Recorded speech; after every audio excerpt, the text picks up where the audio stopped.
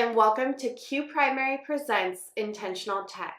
I am your host, Kayla Harlow, a former first grade teacher and ed tech advocate, yet a limited screen time parent. I am so excited for today's guest, who has grown to be an ed tech guru of his time while teaching in his kindergarten classroom. Ben Cogswell has been teaching for 15 years now, the last 5 in kindergarten. He has been an ed tech advocate for his entire education career.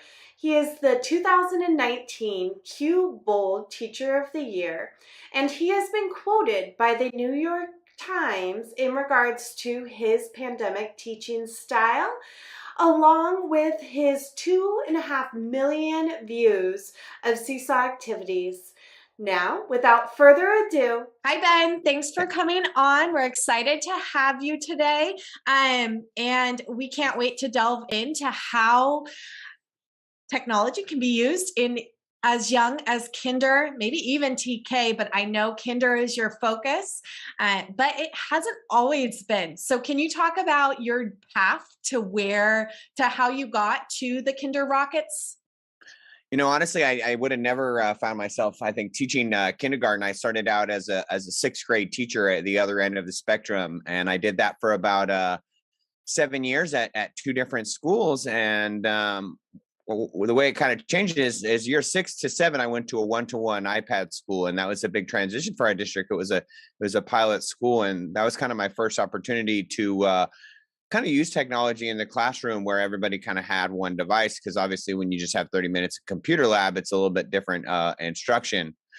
But anyways, it was a lot of fun that first year, kind of learning the technology. And I think that's kind of where that bug really kind of bit me with how impactful it can be. And from there, my principal asked me to be our site coach for technology kind of, and I said, sure, I'll give it a try. And then the next year, our superintendent said, hey, would you be our educational technology TOSA, teacher on special assignment for our district? And I did that for about 3 years, again, really kind of getting to connecting with so many different awesome educators and working with a lot of adults. But over those 3 years, I worked with quite a few primary teachers, and I just felt like there was kind of a common theme. I think it's a common theme among kind of all teachers, but I feel like more so in the primary teachers, this whole idea that, technology is not necessarily appropriate for younger kids, right? Whether it's developmentally appropriate, lots of different reasons for it, of course, being inappropriate. But I kind of took it on as a little bit of a personal challenge when I kind of heard that, and I would joke around for the last 2 or 3 years. Honestly, when I knew I was going back to the classroom, I said, I'm going to go back and I'm going to be a kindergarten teacher, and nobody really believed me. They're like, yeah, you're probably not going to do that. And so I had the opportunity to go into a kindergarten classroom and give it a try. And it was funny because when I tell people that, they were like, were you being punished, like going from 6th grade? Were you like one of those teachers that they had to like transfer or something like that? I'm like, no, I really have a love for the younger kids for a lot of reasons. I really enjoyed that age of my own children. I have 4. And so just kind of seeing them learn to read is amazing. Seeing kids learn to read is like any primary teacher out there. I think it's just amazing. That is just always what keeps me in kindergarten, honestly. But that's kind of the journey, that's the Twitter version, I guess, to how I ended up in kindergarten. And here I am now. I'll be teaching my 5th year, 16 years next year, and 5 years, right, in kindergarten next year. And so here I am going to stay there for who knows how much longer, but I definitely enjoy it for a lot of different reasons. I love that. And I totally agree with you. I did 1 year at 6th grade. It was not for me. So props to you. I definitely enjoy my time with the little ones and how impactful the literacy and how much of a difference you make in those foundational years. But we were talking as well how important tech literacy is fundamentally for those kiddos. So you kind of not pioneered per se, but in the pandemic era, this idea of analog versus digital and your blended learning. Were you doing that prior to the pandemic, or is that something that really took off once we went remote? You know, so blended learning using like tools like manipulatives, right? Pencils, like analog. That's what I call analog. Pencils, manipulatives, Legos, anything you're kind of doing with your hand, not necessarily including technology, although some technology is analog, right? That's kind of what I've termed as analog, and digital kind of being a lot of other stuff, doing it things with computers, right? Sometimes even robots could be maybe in the middle. I'm not sure, but I've always just I think it's always been important, even when I was teaching sixth grade, this whole idea that, you know, kids learn, I think giving kids different ways to process information, I think is really, really important. And so kind of even before the pandemic, it was more so like, it's interesting kind of how it changed, because when I first started going back to the classroom, it was really like, I don't want to integrate the technology. I want to integrate it in a meaningful way. I really want to support, you know, some of the hands-on things our kids are doing. But then it kind of went to the other extreme, honestly, during the pandemic. And so during the pandemic, honestly, the challenge then is kind of people went from this shift to 100% digital, all the computer stuff, We need right? that hands-on learning. And Yeah. it was hard, right? How do we get kids there at home? How do we get them to do the hands-on stuff, right?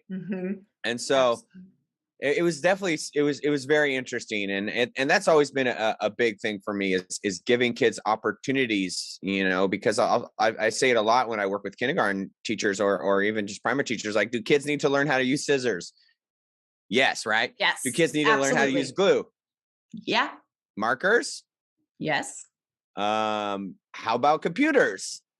Yes. Nowadays. Yeah, absolutely. And so it's just making sure we're really doing both, because I think a lot of times, and it's just this whole, we've seen it, I think, a lot in education, you know, the whole pendulum swing, right? We should do this over here, or we should do this over here. And a lot of times some of the best stuff is kind of in that middle section. I completely agree. And it kind of, in what you were talking about, reminds me of keynote speaker Ken Shelton at the last Spring Q, and talking about Tequity, providing those opportunities for kids that maybe wouldn't have opportunities to express themselves otherwise. I know from personal experience, I had some students with autism, and having Seesaw as a way to express themselves in a safe manner that was comfortable to them was really, really valuable. And so I completely agree with you that that shift back and forth from hands-on learning or analog to digital learning, and kind of finding that safe medium, is so, so important. Awesome. So we kind of covered, that's your version of blended learning. Depending on the circumstance, it changes, but hopefully we're getting more into a norm post-pandemic, if I will. And what is your favorite part about teaching primary? Like I said, I know you had some intriguing parts of teaching sixth grade, but we talked about the literacy and seeing them reading. What else do you just love about teaching kindergarten? Well, you know, it just, I think a lot of it is just the attitude of the students. I don't know what happens with our system, but unfortunately, I feel like as kids get older, they kind of lose that love for learning. Yeah. And so I don't know, I only know of one or two kindergartners that I've had that have really not like school, for other reasons, right? But just that really that love of learning, and how open and they are, with their peers, with their teachers. They're just so full of kind compliments. The things they say sometimes are so amazing too. I had a kindergartner at the end of this year. He came up to me and he said, "Teacher, is it going to be okay for us to make mistakes in first grade?" And so it was just right. Those are the moments that really get you.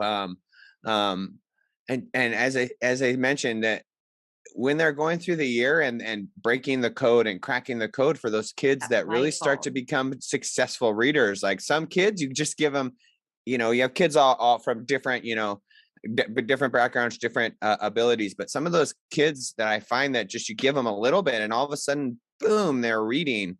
And then the other kids, you know, you're through the year and just seeing their progress as well. And so it's really amazing. I just think the progress academically that the kids, and I always am blown away by the end of the year, because I feel like at the beginning of the year, kind of things go a little bit slower. It takes a lot longer. but sometime after Christmas, and then after or winter we break, always right? said. Yeah. Yeah. And then spring, and then after spring break, even then it amazes me like what I can teach them in a week versus, Right. what it took them like maybe a month before to process. And so it's just amazing, those little learners. And it's always funny at the beginning of the year when you get your new kindergartners. I feel like that some of them have never been to school, and I'm always like, why did I do this? These kids are Right. crazy, right? It's like managing the classroom of kittens. And then at the end of the year, it's like, oh, I'm always reminded, like, this is why I do enjoy teaching these younger kids, because it's amazing the classroom community you can create. They've a lot of them have never been to school before. So those are things that I just really love about specifically teaching kindergarten. Yeah, I always say that the number one priority for primary teachers should always be to teach the kids to love learning. And essentially they come in loving learning for the most part, and it's just to nurture that, because if they don't love learning, they're never going to retain the academic content that is taught. And that goes into Seesaw, and the ability prior to the pandemic was also awesome, having the ability to document their progress throughout the year, and having kids self-reflect on their own work and give feedback. And then also now post-pandemic, it just is so much more in depth, and having a portfolio like that to see the growth in kindergarten, first grade, is so valuable for teachers, students, and their parents as well. Because I would always get parents saying, oh, they can't read, they can't, and then you see the kids recording themselves doing their fluency reads and things like that, really showing off and embracing what they're learning. And it's a beautiful thing. So we go into the technology. A quote I pulled from one of your blended learning slides says that if students can write, they can type. And we talked about this earlier. I kind of added on, if students can talk, they can dictate or use dictation.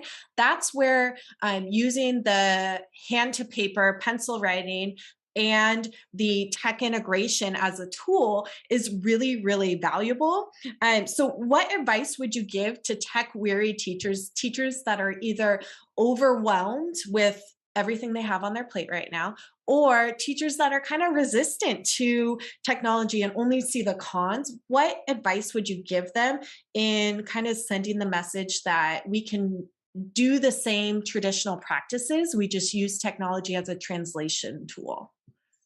Well, I mean, there's a lot to it. I guess I'll backpedal a little bit about, I think part of it is really that whole idea we talked about. It's a lot of times we put, it's either doing it on the hands-on or doing it on the computer, right? It's like, oh, I love reading books. Oh, you know what? I love listening to books. Oh, I write everything down on my calendar, right? Oh, I do everything in the cloud. And I think a lot of times we live this life so where sometimes not everybody, but I listen to audiobooks.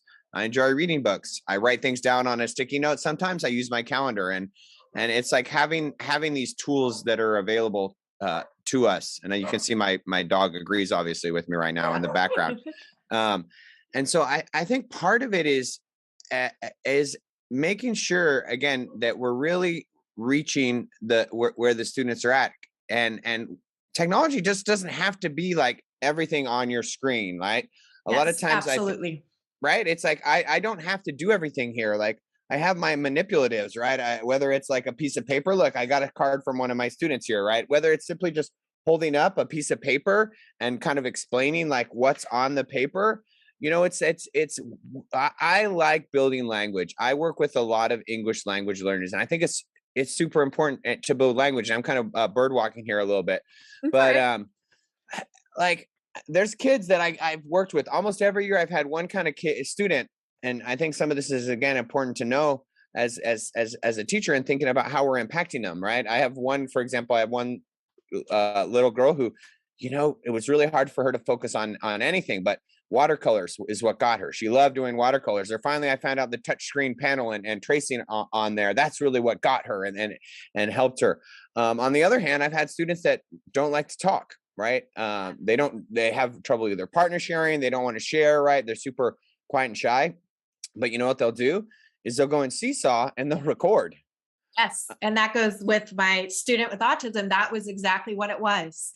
Yeah.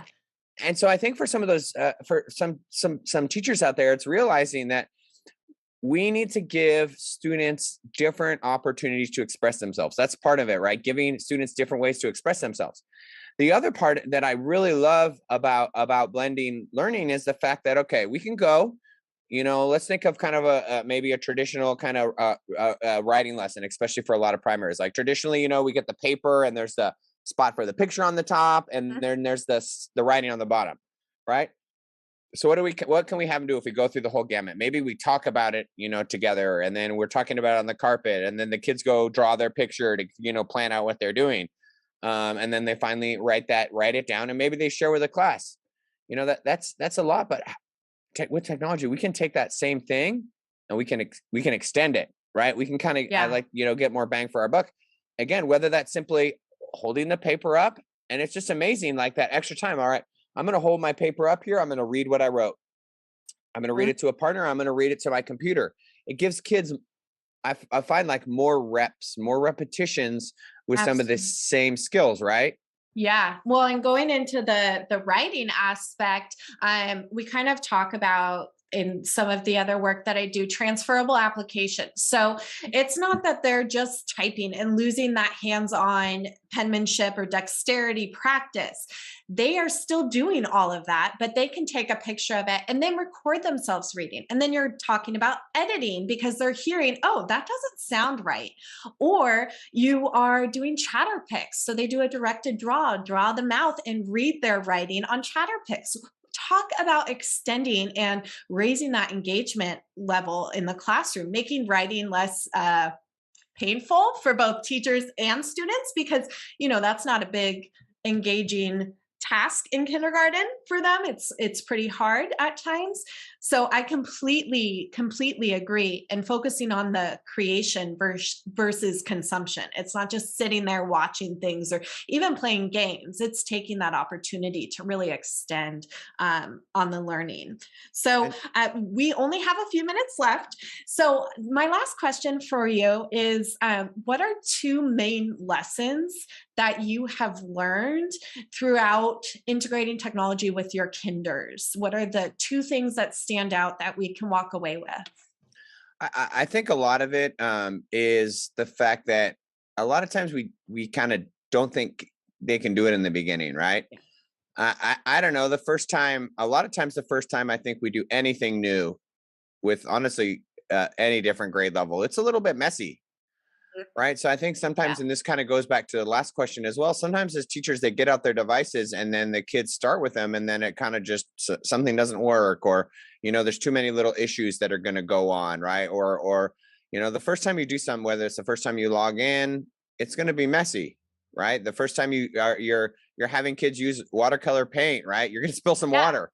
Yes. Kids color outside the lines when they first start. And you just kind of got to jump in there and I think give it a try, right? And then it's not just giving up after the first try. It's actually you keep trying. And it's always amazing once you kind of show some kids how to use the tools, what they can do with the tools. And so for both, answering this question, right, advice, and for those teachers that are a little resistant, just get in there and give it a try. And you'll be super impressed.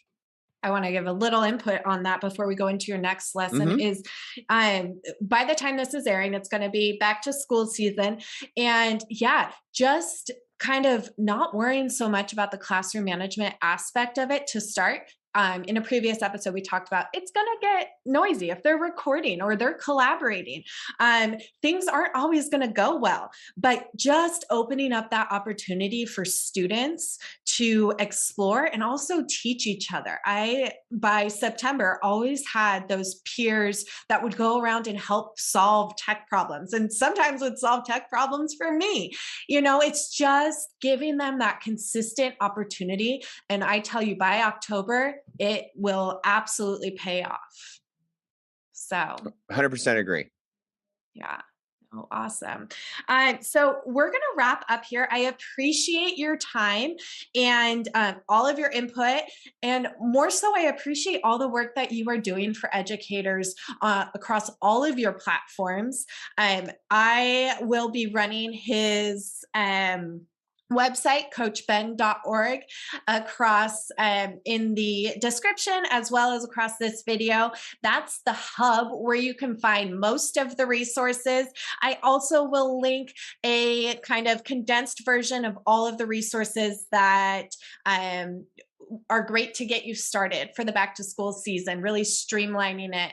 And I encourage you to follow along with Ben's journey. He is a wealth of information, and I love that you're still in the classroom getting that daily application with those students. And again, thank you for your time. Thank you so much, and keep doing what you're doing. And thank you for hosting these shows, because I know they're going to impact a lot of different educators. And so anytime you have any questions, any listeners out there, feel free to reach out on Twitter or via email through my website. And thank you so much for allowing me on your show. Of course. Thanks, Ben.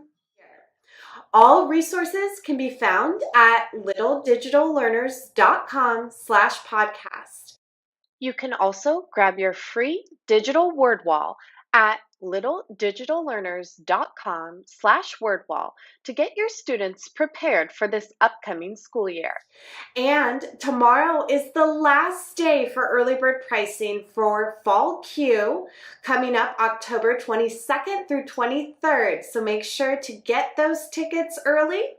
And there is still time to submit your proposals until July 18th. I am your host, Kayla Harlow, and we all know that sharing is caring. And the call for presenters for Fall Q is officially open. If you are a primary educator interested in presenting at Fall Q, please go to qlearns.org/fall submit and check out Q's new community portal at q.org. Thank you for tuning in to today's show. Resources can be found at littledigitalearners.com/podcast, and be sure to subscribe, like, or follow. And always remember, technology is a tool and not